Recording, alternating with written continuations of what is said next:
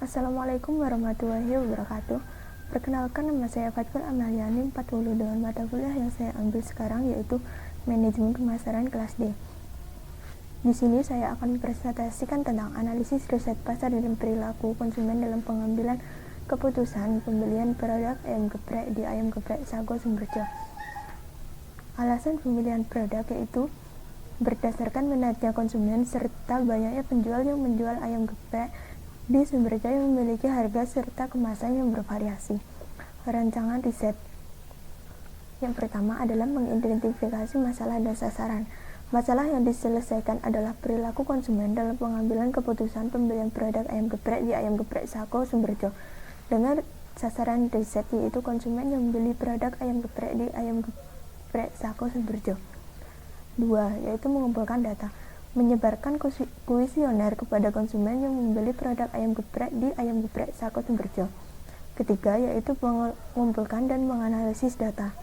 Di sini data yang diolah dari konsumen diolah menggunakan analisis SPSS. Di sini saya menggunakan uji asumsi klasik dan uji analisis regresi berganda. Yang keempat yaitu interpretasi hasil, menginterpretasikan hasil yang diperoleh dari SPSS dan dikaitkan dengan teori yang ada. Selanjutnya adalah riset pasar dan perilaku konsumen. Riset pasar di sini yaitu jenis kelamin, usia, pekerjaan, pendapatan. Perilaku konsumen yaitu produk, harga, promosi, dan lokasi. Berikut merupakan kuesioner dalam melakukan analisis perilaku konsumen dalam keputusan pembelian produk ayam geprek di Ayam Geprek Sago Sumberjo. Seperti ini contoh kuesionernya yang saya buat. Tabulasi data berdasarkan jenis kelamin, jumlah perempuannya yaitu sebesar 14 dan laki-lakinya sejumlah 6 orang. Jadi totalnya adalah 20. Berdasarkan usia 15 sampai 20 yaitu sejumlah 10. Usia 21 sampai 26 sejumlah 7 orang. Usia 27 sampai 32 sejumlah 3 orang. Jadi totalnya adalah 20. Selanjutnya adalah pekerjaan. Pekerjaan yang pertama adalah mahasiswa sejumlah 13. Yang kedua adalah wira swasta sejumlah 5 orang. Yang ketiga adalah ibu rumah tangga sejumlah 2 orang. Pendapatan. Hasil rekapitulasi kuesioner berdasarkan pendapatan adalah pendapatan kurang dari 500.000 sejumlah 14. Pendapatan sejumlah 500 sampai 1 juta adalah 4 orang. Pendapatan sebesar 1 juta adalah 2 orang. Jadi totalnya adalah 20 orang. Analisis yang digunakan adalah uji asumsi klasik dan uji regresi linear berganda. Dalam uji asumsi klasik terdapat uji normalitas, multikolinearitas, dan uji heterokedastisitas. Yang pertama adalah uji asumsi klasik.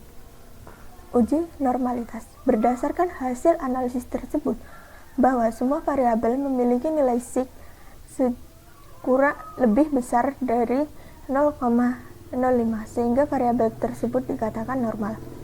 Yang kedua adalah uji multikolinearitas.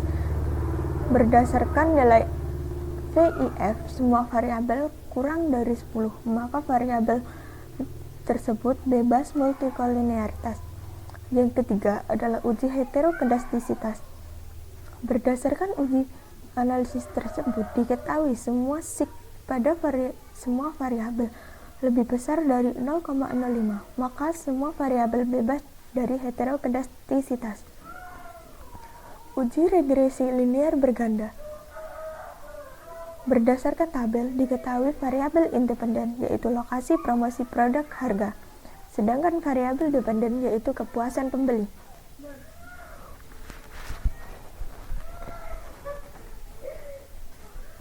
Berdasarkan tabel model summary diketahui nilai adjusted R square sebesar 0,400 atau 40%. Artinya variabel lokasi promosi, produk, dan harga mampu menjelaskan variabel dependen sebesar 40% yang sisanya dijelaskan oleh variabel di luar model. Berdasarkan tabel ANOVA, diketahui nilai F hitung sebesar 4,162 lebih besar dari F tabel sebesar 3,055 dan nilai SIG 0,01 lebih kecil dari 0,05. Maka di sini terdapat pengaruh yang signifikan terhadap variabel lokasi, promosi, produk, dan harga secara simultan terhadap keputusan pembelian. Berdasarkan tabel koefisien, diketahui nilai T hitung produk sebesar 5,98 lebih besar dari T tabel sebesar 2,144 dan nilai SIG sebesar 0,020 kurang dari 0,05. Maka terdapat pengaruh yang signifikan variabel produk secara parsial terhadap keputusan pembelian. Nilai T hitung pada variabel harga, promosi, dan lokasi sebesar min 0,584, 0,038, dan 2,087 kurang dari T tabel sebesar 2,144 dan nilai SIG sebesar 0,568, 0,970, 0,054 lebih besar dari 0,05. Maka tidak terdapat pengaruh yang signifikan variabel harga, promosi, dan lokasi secara parsial terhadap keputusan pembelian. Diketahui model regresi yang dapat disusun adalah Y sama dengan 6,998 ditambah 0,449 produk min 0,149 harga min 0,007 promosi ditambah 0,511 lokasi. Dengan demikian, adanya analisis regresi ini dapat dilakukan secara simulasi model regresi yang telah diperoleh berdasarkan hasil analisis diperoleh nilai koefisien korelasi sebagai berikut. Sehingga hasil perkalian antara nilai standar koefisien beta dengan nilai koefisien korelasi dapat dilihat berdasarkan tabel di bawah ini. Berdasarkan hasil perhitungan tersebut, maka dapat dijelaskan bahwa produk memiliki sumbangan efektif sebesar 31,1%. Harga memberikan sumbangan efektif sebesar terhadap keputusan pembelian sebesar min 0,6%. Promosi memberikan sumbangan efektif terhadap keputusan pembelian sebesar min 0,0.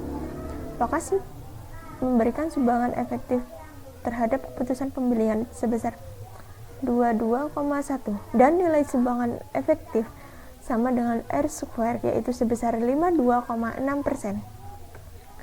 Pembahasan hasil tabulasi data berdasarkan jenis kelamin yang paling banyak mengkonsumsi adalah perempuan. Berdasarkan usia, yang paling banyak mengkonsumsi adalah usia 15-20 tahun. Berdasarkan pekerjaan, yang paling banyak mengkonsumsi adalah mahasiswa. Berdasarkan pendapatan, yang paling banyak mengkonsumsi adalah memiliki pendapatan sebesar kurang dari 500.000.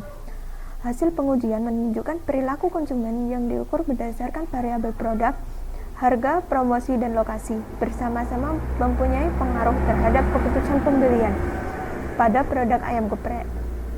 Kondisi ini menunjukkan bahwa naik turunnya keputusan pembelian disebabkan oleh tingkat produk, harga, konsumsi, dan lokasi yang diberikan pada ayam geprek Sako Sumberjo. Hasil pengujian secara parsial menunjukkan variabel produk berpengaruh secara signifikan dan positif terhadap keputusan pembelian konsumen untuk membeli produk ayam geprek di ayam geprek Sako Sumberjo. Kondisi ini mengidentifikasikan bahwa semakin tinggi dan banyaknya variasi produk, maka mendorong keputusan konsumen dalam membeli produk ayam geprek. Hasil pengujian secara parsial menunjukkan bahwa variabel harga tidak berpengaruh secara signifikan dan negatif terhadap keputusan pembelian konsumen untuk membeli produk ayam geprek di ayam geprek Sako Sumberjo. Kondisi ini mengindikasikan bahwa meskipun harga ayam geprek mengalami kenaikan maupun penurunan, tidak menyebabkan penurunan konsumen dalam membeli produk ayam geprek di Ayam Geprek Sako Sumberjo.